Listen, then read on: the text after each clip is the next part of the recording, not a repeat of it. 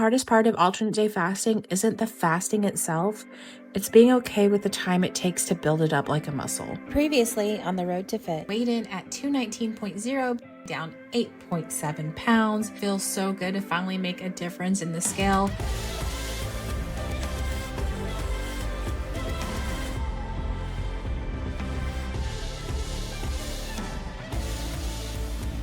So this is my second week of alternate day fasting. I got to my lowest weight this week, but I also don't eat according to like your typical diet plan. I'm doing alternate day fasting right now, eating whatever I want. Eat one day, fast the next, eat one day, fast the next. This week I have 3 fasting days. But what I'm learning is that my eating habits are changing over time because of the inner work. On fasting days, the hunger comes in waves, but it's definitely not as intense as it used to be. Good morning, it's a fasting day, and I'm starting my day off with a 1/3 a gallon of water. So this is a little hack for getting your gallon of water in that I got from someone close to me. Get 1 Stanley in by 10 a.m. and that helps so much. Good morning, fam. We've got ourselves a fasting day today, which I'm excited for. I've been doing okay about my water. It's 3 Stanleys for a gallon of water, and I've been getting in about 2, and I've got to really not slack off and make sure I get my 3, because I think those are helping me a lot, especially with my digestion. I feel like I've been eating a little extra, just trying to catch up on the sodium, but I also feel like I don't want to lose the being mindful of where my dopamine comes from and doing hard things. All right, you guys, let's do this. On eating days, I found my staples: stuffed salmon, Brussels sprouts, of course, avocado toast, chicken enchiladas for lunch, enchiladas for dinner. I'm not even hungry, so this is literally just to hold me over. Cheers. You know, as I eat whatever I want, I used to have a ton of pizza, french fries, all of the good stuff. And over the past 17 weeks, it's shifted, both in my portion control and the quality of food that I eat. As I'm sitting here eating my toast, it feels really good to eat out of this real hunger, not just your normal, throughout the day, oh, I'm hungry. This is your body's ready for the nutrients. It feels good. It's so different than where I was a couple months ago.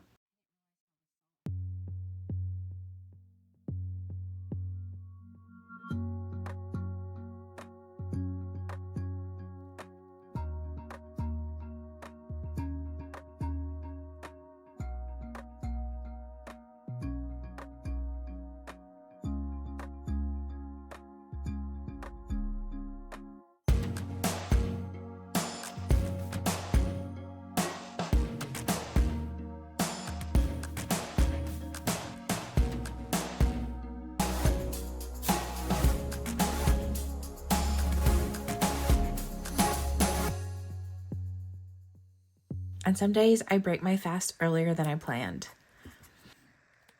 Thinking about breaking my fast, and this seems to be the trend. At least 1 day a week I have to break the fast.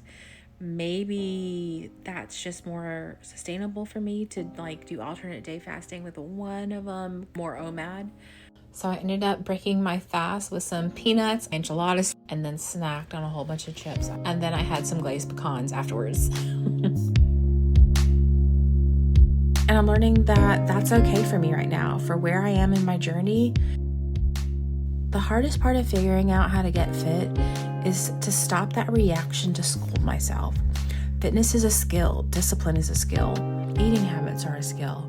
If you gave this really tiny person 3 slices of pizza, they'd be like, whoa, I can't finish that. They're not used to it. They haven't built up to it. Me, on the other hand, 3 pieces sounds perfect. Let's just say we're trying to become a painter. Just because we decide that we want to be a painter doesn't mean we're good at it. We have to practice it over and over again, get better and better at it. Hopefully, though, getting fit won't take as long. But the hardest part of alternate day fasting isn't the fasting itself. It's being okay with the time it takes to build it up like a muscle, just over and over again. Wanting to hit a goal and falling just a little bit short, and being okay with just the little bit of improvement each week. I'm getting better at it. First 2 months, all of my diet was pizza, french fries, chicken fingers. All of the inner work is working, and I just have to be okay with the time it takes and just have fun perfecting my craft. I still made progress this week. I did a random weigh-in just out of curiosity, and I got down to 216. My stomach feels small. That's a good feeling to feel like really fast and early on. Good morning, fam. All right, let's see what this weigh-in looks like. If I even hit 218, I'll be happy.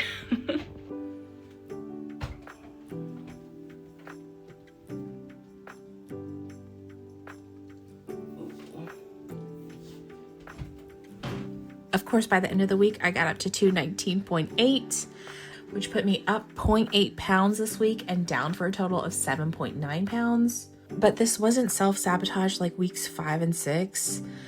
To me, it's like still just making itty bitty progress each week.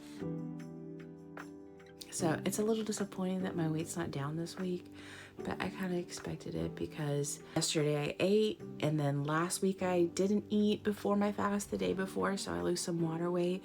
So hopefully next week will be a big jump. I think I slacked off a little bit on doing do hard things.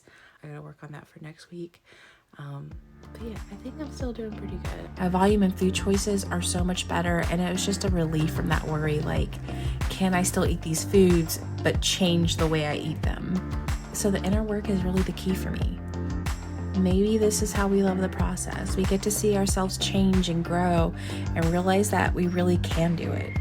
I used to think that I had to fast perfectly and do my diet perfectly, but now I see it's something that we mold and shape over time. Whether it's good eating habits or damaging eating habits, it grows the more we work on it. Some days I eat like I want and some days I don't, but I have to be okay that it takes time.